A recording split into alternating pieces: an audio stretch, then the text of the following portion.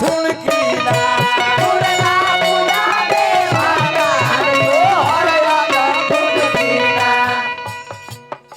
सखी भी रहिया बाद के मेला घूमला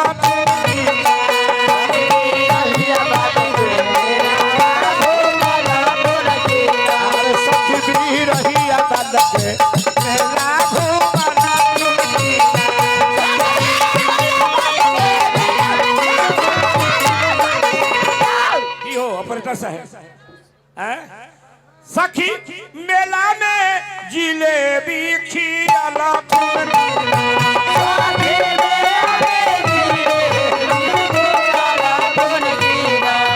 साखी मेला में हुप चुप खियाला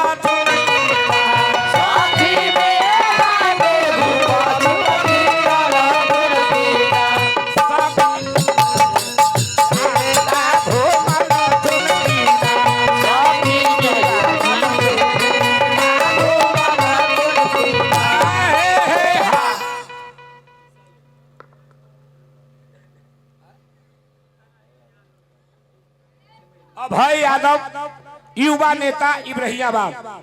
तब इब्राहिमाबाद पैसा के कमी है विपुल देखू फिर 100 रुपया अभय यादव युवा नेता 100 रुपया के पुरस्कार देनी हार दिखा दिया अभिनंदन बा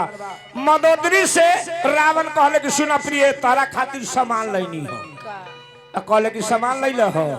तो हाँ देखा जाके ऊ बक्सा में रख देले रहे सामान मदोदरी गईली देखे खातिर तो गईली देखे खातिर तो जैसे ही बक्सावा खोल के देखा तारी जैसे ही देखा तारी तो उमे 5 गो रतन ना उमे एगो लड़की बैठल हो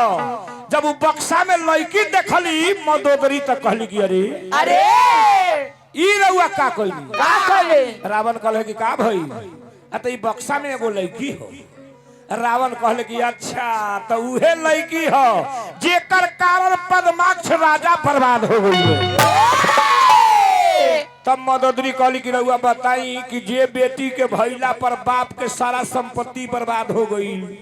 बाप खुद मारल गईले उ लड़की के रउआ लेके चलैनी है लंका में जल्दी भगाई रावण कहले कि हे रानी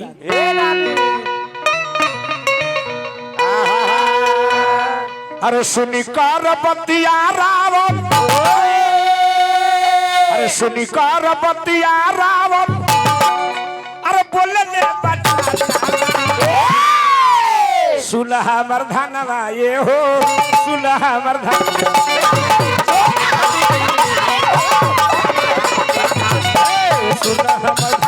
ये हो सुलह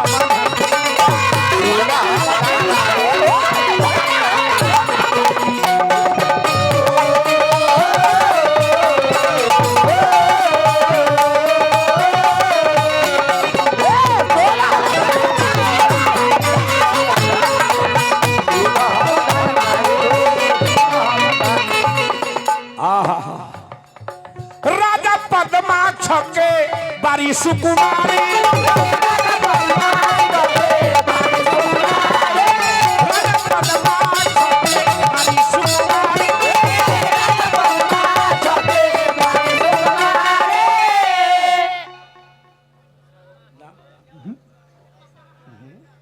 विकास कुमार हमारा भाई विकास कुमार दहीवार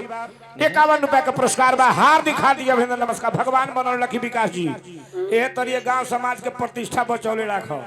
हमरा कंचन बाबू घी भंडार राधे घी भंडार एने सोहन भाई मिल के जब 500 रुपया दिले तो कैसे मिजाज हरियर हो गए वो घड़ी से बेचारे विपुल भी गाते हैं तभी बुझाता कि मुरझाइले हैं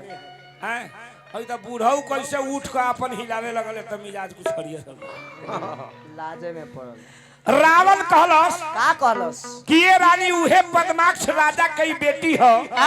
जेकर कारण पद्माक्ष राजा के धन संपत्ति खुद के बर्बाद हो गई मदोदरी कहली कि तब ई रउआ लंका में एकरा मत रखी उहे दूत के आदेश देले रावण की ले जाओ ई बाकस के यहाँ से ले जाओ और कहीं ले जाके गाड़ी आओ अब उहे में से उहे लक्ष्मी जी बोला तारी कि रावण रावण मैं दोबारा फिर इस लंका में आऊंगी और तुम्हारा वंश समेत सबको विध्वंस करके जाऊंगी। और ले ली पैसा। उहे लक्ष्मी सीता बन के अली, जौन सीता रावण के पास जब रावण हर के ले गई तो लंका विध्वंस भइल। कथा के जगह छोड़ता नहीं। राधे राधे घी भंडार कंचन आए तो प्रचारे कर रहे हैं आरजेडी पर, लालू जी पर। फिर हमारा राधे राधे घी भंडार कंचन बाबू, राधे राधे घी भंडार कंचन बाबू 500 रुपया के पुरस्कार दिले। लालू जी के गाना जी वाली